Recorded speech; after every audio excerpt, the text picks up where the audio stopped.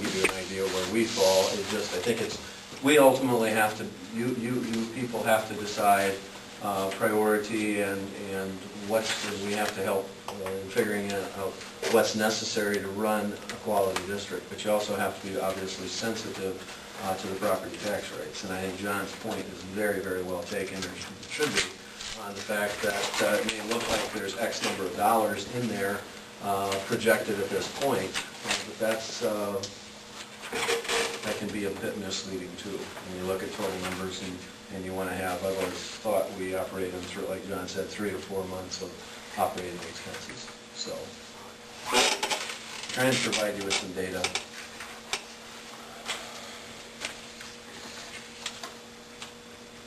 Oh yeah, highlighted page 5 where our 2 districts are. And if you need magnifying glasses, I can pass these around. Jeff, I got some along with us. Yep. Are we dated? The other big player in all of this, of course, is enrollment. And as we throw the 2 districts together, it looks like we're going to be down right at 20 students from last fall till this fall. So that's $120,000. So our weighting, like we said, for the sharing reorganization will go back up, and that'll cover it over the short term. But we don't want.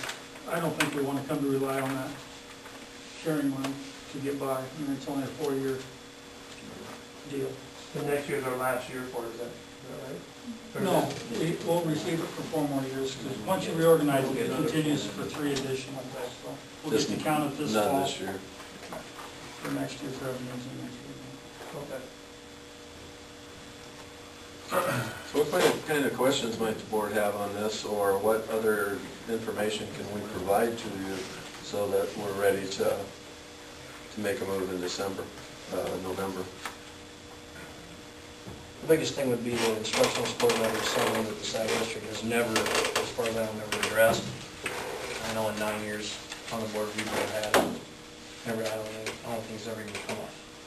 So for sure 9 years has been a great area at best. So it would concern me to try and get the information out on just how it would work.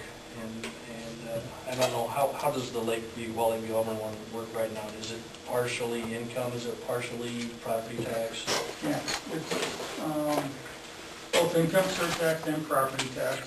And we did the max on both for the authority, but what we, in practice, we've got a 4% income surtax, and the balance has been funded in property tax.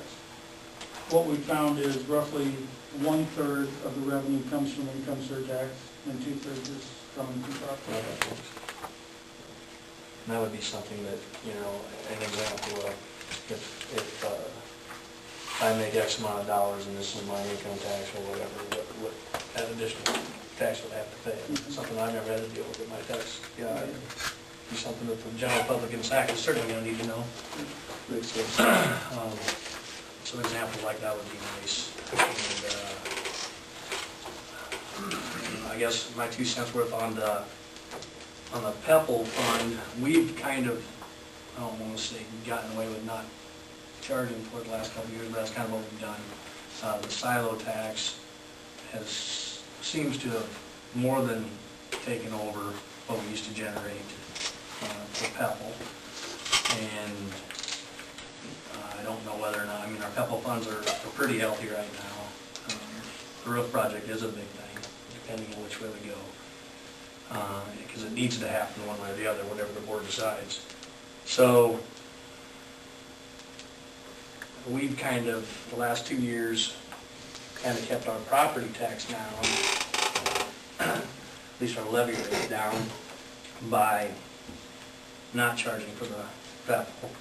And I don't know whether or not that's, and I guess Wally Govern's never charged $1 for their PEPL. So that would be another thing that those voters would be shocked about, I guess, or at least need to know some more information about. I'm leaning towards not doing anything with PEPL just because the silo seems to be making it up. Now, that's just my opinion on this.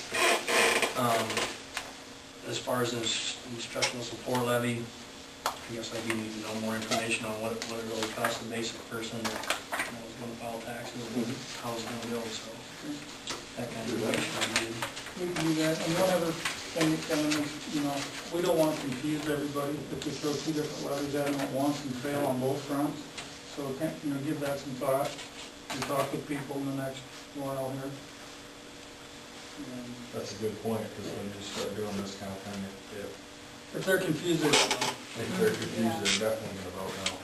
And I would rather see it go to a public vote than just me make the decision with this board. I feel the same way, Brad. So let them say yes or no. I guess hopefully hopefully it passes, or whatever we decide we're trying to do, hopefully it works not because of lack of information, but just because they don't want to do it or they do, so.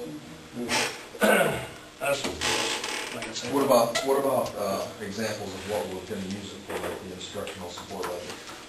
Well, John, you jump in. My memory of that is that you have to have a statement of, it's got some fancier name, but basically you have to identify in the measure that the people know exactly what it can be used on. And you, as a board, control that to a degree, but it's not that if you pass the instructional support levy and all of a sudden you change your mind after it's passed and you want to do something else with it.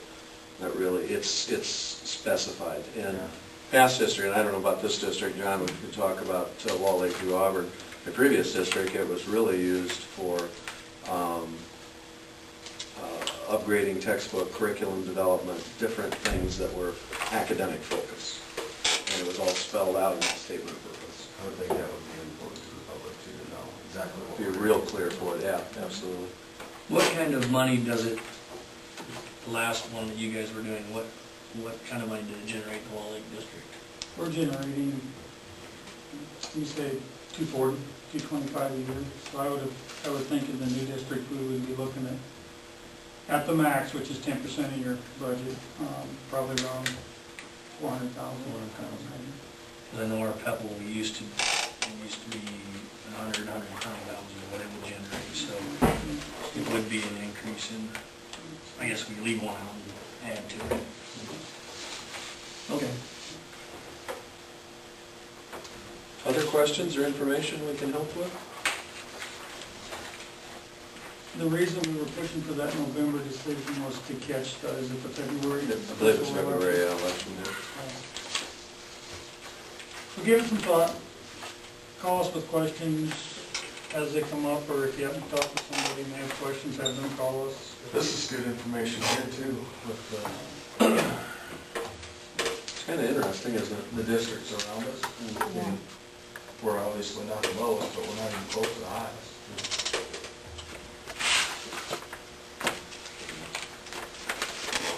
And just to give you a little sidebar too, the district that I came from, I think is now at almost $18.